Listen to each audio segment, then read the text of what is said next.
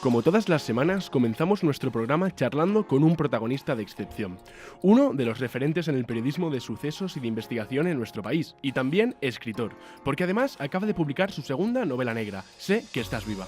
Comenzó como todos nosotros, estudiando periodismo, en su caso en la Universidad Complutense, y desde entonces no ha parado de moverse por infinidad de medios y de programas. Su primera experiencia profesional fue radiofónica, pero ahora mismo destaca por su faceta televisiva, actualmente en Espejo Público, que es su casa. Nos estamos refiriendo a Nacho Abad. Cuando hablamos de sucesos hablamos de un amplio abanico, es decir, hay muchas cosas que no son solo asesinatos, etc. Es un género informativo que demanda atención por parte del público y que simplemente hay que contarlo alejado del morbo.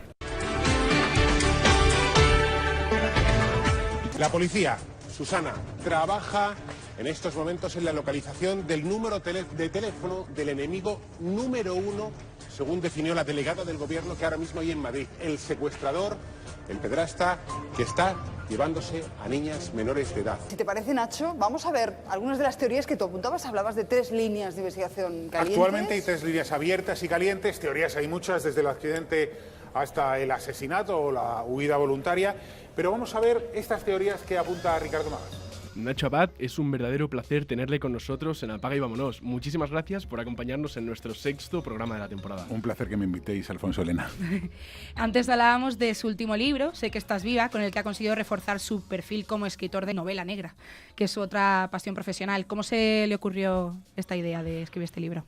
Yo llevo unos 15 años haciendo información de tribunales, sucesos, etcétera, y a lo largo de este tiempo he visto muchas cosas. Hubo un juicio del que no quiero dar el nombre de la persona juzgada, en el que me escandalicé por lo que yo vi durante las sesiones del juicio. Y entonces me dio rabia observar que en un estado como el nuestro se podían vulnerar los derechos de un acusado sin ningún tipo de problema.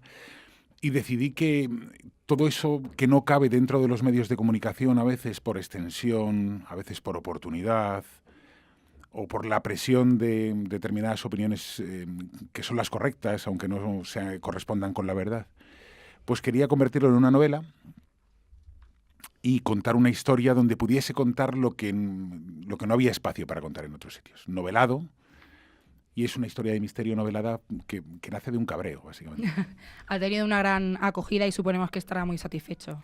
Sí, estoy contento porque el libro tiene una historia superficial, entretenida, que es lo que también buscas. Hay gente que no quiere pensar, lee la novela y le interesa saber quién es el malo y va pasando página tras página hasta que lo averigua y se va metiendo en líos y le vas despistando.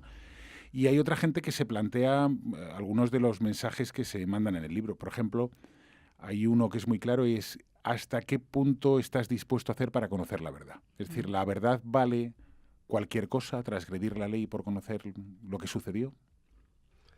La trama principal de la obra podríamos decir que se desarrolla a partir de la vuelta hacia atrás de un caso, que es el de Valentín Monaster y Guadalupe Romero.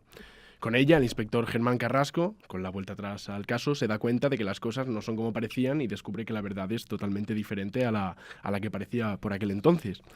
A nosotros se nos ha planteado la trama del libro como si fuera la realidad misma, porque suponemos también que en el periodismo de investigación, particularmente, es imprescindible también volver sobre nuestros propios pasos y buscar nuevas informaciones, nuevas fuentes y nuevas constataciones que nos hagan descubrir los hechos para poder contar la verdad. Sí, no solo a veces es necesario volver sobre tus pasos, sino que hay veces que volver sobre tus pasos implica reconocer que has cometido un error, que los cometemos todos, rectificar y volver a empezar. Mirad, la novela plantea el caso de una persona condenada en firme por un asesinato que cuando se cometió, en teoría se cometió, pues la persona que ha sido condenada estaba un poco borracha, entonces no recuerda con claridad esa noche. Entonces no sabe si lo hizo o no, pero sospecha que no lo hizo.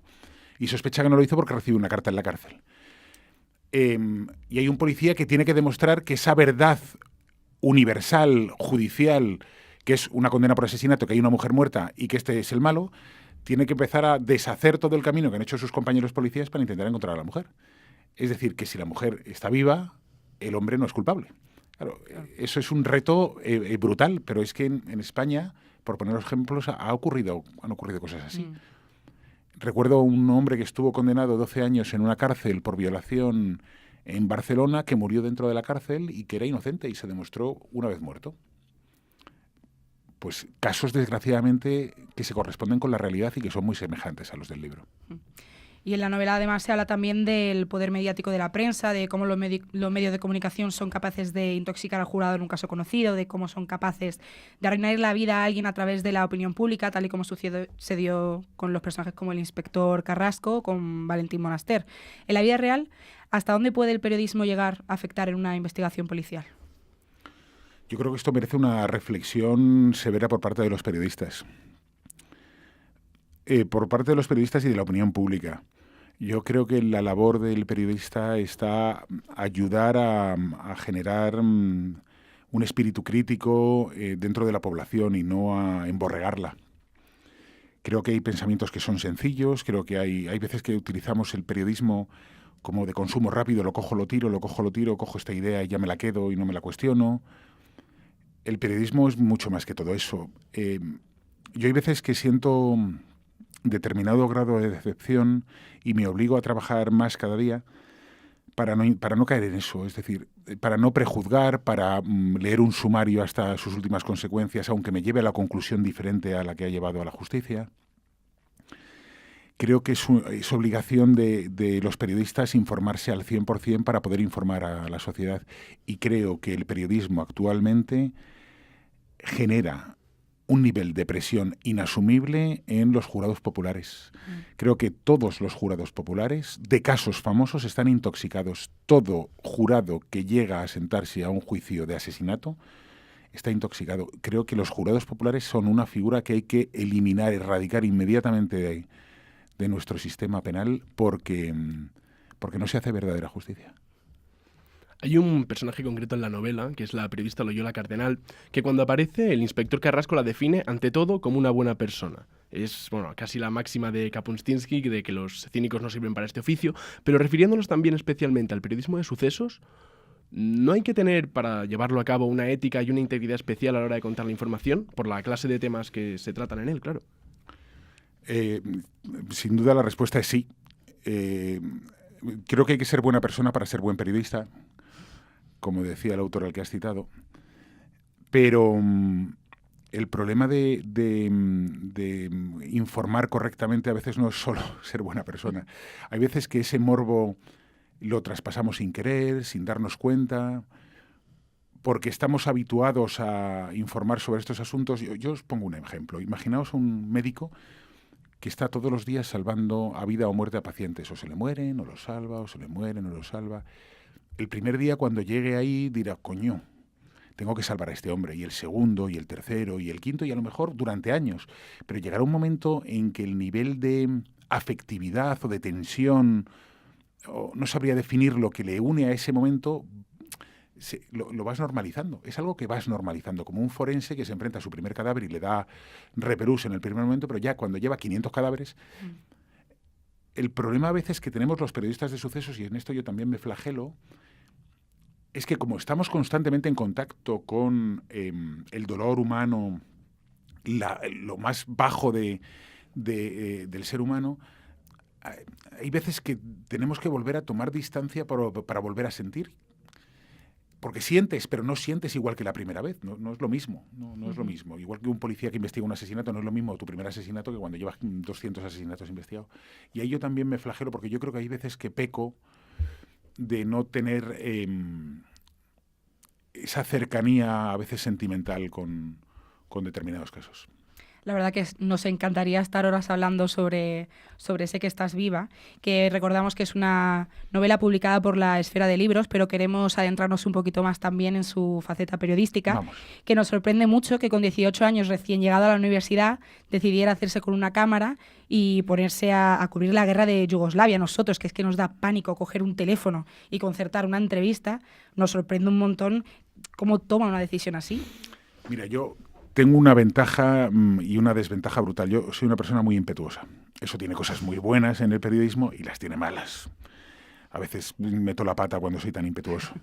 Y el problema es que actualmente cuando metes las patas con tanta red social, antiguamente no pasaba nada, pero con tanta red social es difícil dar marcha atrás. Bueno, siempre hay que disculparse cuando uno mete la pata. Pero yo he sido siempre muy impetuoso. Mi padre tenía una Nikon F2, que no sé si la conoceréis, pero una cámara de guerra hecha de hierro, no era plástico. Y aprovechando que mi madre se había ido a Estados Unidos y yo llevaba trabajando tiempo los fines de semana, le dije, papá, que me voy a la guerra de Yugoslavia como freelance. Mi padre, pues, no se debió enterar muy bien porque si no me hubiese dejado ir. Y allí que me fui yo con mi cámara. Recuerdo que de Belgrado a Eslovenia, que es donde se inició la guerra de los Balcanes, yo iba en un tren que pararon los militares y de repente yo me desperté y aquel tren estaba vacío y había militares por todos lados con metralletas. Madre mía. Esa fue la de menos. Luego recuerdo que rodearon una casa unos militares de unos Cherniks que estaban allí metidos. Y yo estaba tan zumbado y tan apasionado por hacer una buena foto que yo fui el único tonto que cruzó de la calle agachado de un lado para otro para intentar tener un mejor tiro de cámara, que me podían haber metido un balazo. Pero fue apasionante. Es una sensación de adrenalina permanente. Porque estás allí, porque lo estás viendo, porque lo puedes fotografiar. Dicen que el periodismo de guerra acaba estropeando muchos matrimonios. Se lo leí, no sé si a Reverte o a alguien, porque al final te mete en vena. Es como una droga. O sea, tú necesitas ese grado de tensión porque todo lo que vives aquí, una sesión del Congreso de los Diputados debe ser un rollazo para uno que ha cubierto la guerra. Y yo reconozco que no comía, porque no tenía casi dinero, no me importó. Tuve la suerte, nunca lo he contado, porque tengo una curiosidad, y tenía una tarjeta de crédito de estas que no tenían relieve. Entonces me la intentaron pasar por la máquina. Antiguamente se hacía así, ras, para alquilar el coche, pero no dejaba la huella, porque no tenía relieve, las letras ni los números, como las tienen actualmente. Y entonces yo firmé un documento, me llevé el coche 2 semanas y nunca me llegó a llegar el cargo a la cuenta, nunca me lo cobraron. ¡Qué maravilla! Ha dicho en alguna ocasión que estudiar periodismo no fue, en su caso, algo vocacional, pero que sin embargo esa vocación ha ido surgiendo poco a poco en el tiempo y con la práctica. Teniendo en cuenta que su trayectoria se centra en la crónica de sucesos, ¿qué es lo que tiene este género que tanto le ha llegado a cautivar? Empezando por el comienzo, yo no sabía lo que quería ser con 18 años. Yo tengo una hija ahora de 15 que tampoco lo sabe y yo estoy aterrorizado. Yo llegué al periodismo cuando mis padres me decían, no, tú eres bueno con los números y tal, económicas o empresariales. Yo decía, qué rollo, lo voy a pedir en una facultad que tenga mucha nota para que sé que no me lo den y que les dejo contentos. Y sinceramente pedí publicidad, audiovisuales y periodismo en la Complutense. No pedí nada más y la nota que tenía me dio para periodismo. Creo que pedían, en mi época, os vais a asustar, 6,1 publicidad, 6... audiovisuales y 5,9 periodismo, y me dieron 5,9 periodismo. Entonces entré allí. No recuerdo muy bien la facultad, no tengo un recuerdo, bueno, divertido sí, pero tampoco recuerdo que fuese un estudio brutal. Y en realidad yo creo que el periodismo se aprende haciendo lo que estáis haciendo vosotros. Y se aprende aparte de darte de leches. Y mi vida laboral ha sido muy complicada. En un momento dado yo ganaba 70.000 pesetas, que yo ahora euros, no, unos 300, 400 euros aproximadamente, que era una vergüenza con 27 años. Y entonces me llegó una oferta de la revista que me dices, en la que yo no quería trabajar, pero me ofrecían 200.000 pesetas, que son 1.200, claro, entendéis que entre 400 y 1.200. Entonces llamé a mi padre, me acuerdo, y le dije, papá, oye, mira que me voy de la radio al que me dices. Y me dijo, tú estás loco, ¿para eso te pago yo una carrera? Le dije, papá, es que me pagan 200.000, venga, vete ya. Y luego me fui encontrando luego vas disfrutando. Yo disfrutaba hacer radio. Cuando llegó la época de sucesos, conseguí mi primera fuente, y el día que conseguí mi primera fuente, aquello fue maravilloso. A mi primera fuente la llevé de Madrid en coche hasta Valencia. Era un guardia civil de homicidios y nos pasamos, le conocí, me llamó un día y le dije, yo te llevo a Valencia, ¿qué cojones vas a coger tu tren? Y yo me cogí y me fui ese día a Valencia con él. Y desde entonces tenía garantizado que crimen que ocurría en Valencia, información, y aquello era maravilloso. Claro. La crónica de sucesos es una especialización dentro del periodismo informativo, por lo menos así es como nos lo han explicado aquí en la universidad. ¿Qué clase de conocimientos específicos son necesarios para desarrollarlo al final correctamente? Pues yo pensé que ninguno, que con la información valía, pero eso es un enorme error. Yo pensé que contando los datos era suficiente, pero fui aprendiendo que en realidad es imprescindible conocer al menos derecho procesal y derecho penal. Porque es que dentro de la información de sucesos existen parámetros que son vitales, como son los autos judiciales, las sentencias, la instrucción. Uno tiene que saber qué paso va detrás de otro, en qué sentido, qué significa, por qué una persona puede ser absuelta y por qué no. Yo recuerdo Recuerdo, os va a alucinar esta anécdota, no os voy a decir quién, pero recuerdo en un plato de televisión que cuando aquello de María José Campanario, que querían conseguirle la pensión y tal, y entonces llegó una periodista y dijo: los médicos que han participado en esto, que no se preocupen por la estafa, porque tienen un seguro que les va a cubrir. Y decía, bueno, te cubre un seguro en el caso de que te estés dedicando a hacer tu profesión, no cuando cometes delitos. No hay seguros para cubrir un delito. Claro. Bueno, pues este era el nivel. Entonces es imprescindible completarlo. Yo creo que el periodismo es necesario, si te dedicas a los sucesos, a hacer criminología penal, procesal, hacer psicología criminal. Sí. Esto es vital. En España, particularmente, el periodismo de investigación suele encontrarse con un público, relativamente comprometido. Hay numerosos programas, ya sean matinales o nocturnos, que le dedican un espacio a la crónica de sucesos. También hay periódicos y los informativos se trata esta vertiente informativa. Sin embargo, cuando este tipo de contenido se convierte en el argumento principal de un programa, no parece calar de igual modo en la audiencia. Para usted, que tiene experiencia en ambos estilos informativos, ¿cuál considera que es el mejor formato para cantar y analizar esta clase de noticias? Pues no sabría decirte. No sabría responderte. El que cuente la verdad. No sabría decirte. Para mí es muy difícil decantarme porque al final uno acaba haciendo amalgama de información. Al principio eran crímenes y ahora ya me dedico también a la política, a la Audiencia Nacional, al Tribunal Supremo, lo que demanda. Yo no sabría decir cuál es la fórmula perfecta para tener éxito. Son muchos casos lo que ha cubierto también como periodista, como algunos tan terribles como el de Marta del Castillo, y esta misma semana recordábamos también el asesinato de las niñas de Alcácer. ¿Cuál ha sido el más complicado, el que le haya dejado más huella? Marta del Castillo, pero sin ninguna duda. Mira, he pasado por 200.000 casos. Y Marta del Castillo porque no se ha resuelto, Marta del Castillo porque lo que está pasando sus padres, Antonio y Eva, es una salvajada, porque no es justo que no tengan un cadáver al que rezarle o a llevarle flores, porque sus hermanas tampoco pueden ir a una tumba, porque en realidad hay 2 sentencias en las que cada una se dice una cosa diferente, con lo cual no sabes ni cuál es la verdad. Claro. Tienes 2 verdades judiciales y innumerables sospechas de que ninguna de las 2 verdades judiciales se corresponde con la verdad real. Y porque sigue abierto. Es un caso que yo no dejo de investigar. Bueno, antes nos comentabas que, aparte de periodismo, también estudiaste criminología, ¿no? Sí. Son 2 carreras que, así a bote pronto se me ocurre y me sugieren que tienen ciertos puntos en común. O sea, a mí se me ocurre, por ejemplo, la capacidad de investigación, es algo inherente al periodista y también es algo que entiendo yo se entiende en criminología. O, por ejemplo, el interrogatorio de las fuentes, supongo que también, imprescindible hacer una entrevista a un periodista, imprescindible consultar a un sospechoso en algún juicio. ¿Qué aspecto de una carrera le han ayudado en el desarrollo de la otra? Y viceversa, si me puede... Pues mira, periodismo, te parecerá mentira, pero cuando yo lo estudié no me sirvió de nada. No tengo la sensación de haber aprendido más que cultura general. Recuerdo que en el examen de ética de periodismo, creo que era en quinto, en la facultad, el profesor entró a la clase, estaba llena, se podía copiar perfectamente, y decía, a ver, ¿el periodismo del corazón es bueno o malo? Y entonces decía la clase, bueno, y decía, no. Entonces decíamos todos, malo. Vale, sí. Saqué sobresaliente, claro, cómo no. Yo aprendí periodismo trabajando. La ética y la moral te la enseñan en tu casa. Creo que creo que el periodismo, como todos los seres humanos, el periodismo está formado por muchos seres humanos que trabajan en esto y que cada uno tiene su propia moral y su propia ética y tiene sus límites. Y no existen unos límites que imponga un colegio de periodistas, sería dificilísimo de regular. Entonces te vas encontrando con gente buena, con gente mala, con gente menos buena, con gente menos mala. También vas encontrando que el periodismo evoluciona de una manera... Cuando yo empecé a trabajar en esto no es lo que es ahora, pero de ninguna de las maneras. La evolución no creo que haya sido... yo no estoy muy orgulloso de la evolución del periodismo en general, aunque también es cierto que se está denunciando cada vez más corrupción y eso está muy bien.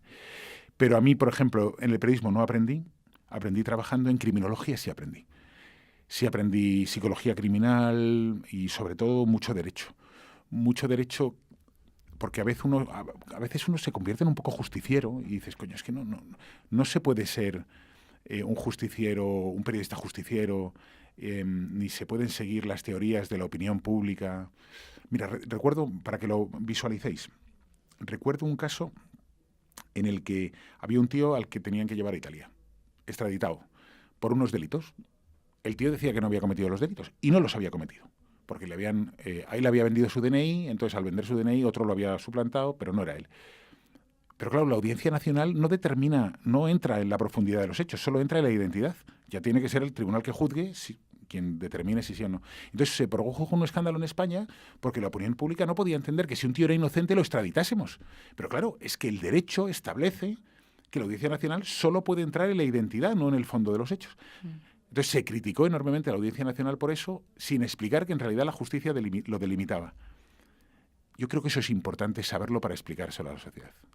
Es importante explicarle que si el testimonio de una mujer no es consistente en una denuncia, persistente, no contradictorio, persistente en el tiempo, no contradictorio y coherente, ese testimonio adolece de credibilidad y que no puedes mandar a una persona 20 años a la cárcel si ese testimonio no tiene todas esas características, por mucho que te indigne lo que ella denuncie. Es decir, que si denuncia una auténtica aberración, es muy complicado que la opinión pública se abstraiga de esa aberración si luego te encuentras a lo mejor que es mentira. Entonces, todas esas cosas a mí sí me han servido desde el de criminología, aprender esas cosas. Bueno, y en alguna entrevista ha dicho que no cree que vaya a jubilarse siendo periodista o dedicándose al periodismo. ¿Qué le queda por hacer a Nacho Abad? Que me toquen los euromillones y me retiro ya. O sea, os lo digo de verdad, ¿eh? Más de un día pienso, joder, si me tocase, pero no mucho, si tampoco necesito mucho para vivir, un pellizco. Yo me retiraba. La profesión produce enormes alegrías. Cuando ayudas a la gente te produce unas enormes alegrías, pero también produce unos enormes sinsabores. Supongo que esto es inherente a cualquier carrera profesional, no solo la periodística, que le puede pasar a cualquiera. Yo no estoy cansado y tengo muchas ganas de seguir trabajando, pero pues, hay días que me levanto pensando esto. Que, por cierto, que el periodismo no es todo lo que aparece en televisión. Yo me levanto a las 5:15 todas las mañanas. Claro. Bueno, ahora le queríamos preguntar precisamente un poco por esto, ¿no? Porque la última petición que siempre le hacemos a nuestros invitados es un poco, bueno, que nos dejen algún consejo para nosotros que aspiramos a dedicarnos, esperemos que cuanto antes, esperemos dedicarnos a este oficio. Mira, hoy vengo negativo, pero os diré, sed valientes. Tengo la sensación... Mira, en criminología estudié una cosa que se llamaba el ser económico, que es tú pones en una balanza beneficios y contraprestaciones o consecuencias y decides si lo que tú haces te da más beneficios que consecuencias negativas, lo haces. Y si lo que haces te trae más consecuencias negativas que beneficios, no lo haces. Este es el ser económico respecto al delito, ¿vale? Entonces, si tú vas a robar una casa en la que no hay nadie y no te van a pillar, pues la robas. Pero si te van a caer 18 años de cárcel, pues a lo mejor te lo planteas porque sea obvio que te van a pillar, ¿no? Yo no quiero ser un ser económico en el periodismo si lo que sacrifico es la verdad. Lo que pasa es que hay veces que me cuestan muchos disgustos. Entonces, creo que en el periodismo debería haber... O sea, creo que el compromiso con la sociedad implica ser valientes, aunque eso te lleve a disgustos. Antes de decirle adiós, queremos recordar, por favor, que el título de la segunda novela es Sé que estás viva, publicada por La Esfera de los Libros. Muy recomendable. Nacho Abad, enhorabuena y muchísimas gracias por tu tiempo y por sus palabras. Mucha suerte. Desde Apaga y Vámonos le deseamos los mejores éxitos en su carrera literaria, que sabemos que en la periodística pocas cumbres le quedan ya por conquistar. No, unas cuantas. Yo os deseo mucha suerte en el futuro. Muchísimas gracias por acompañarnos.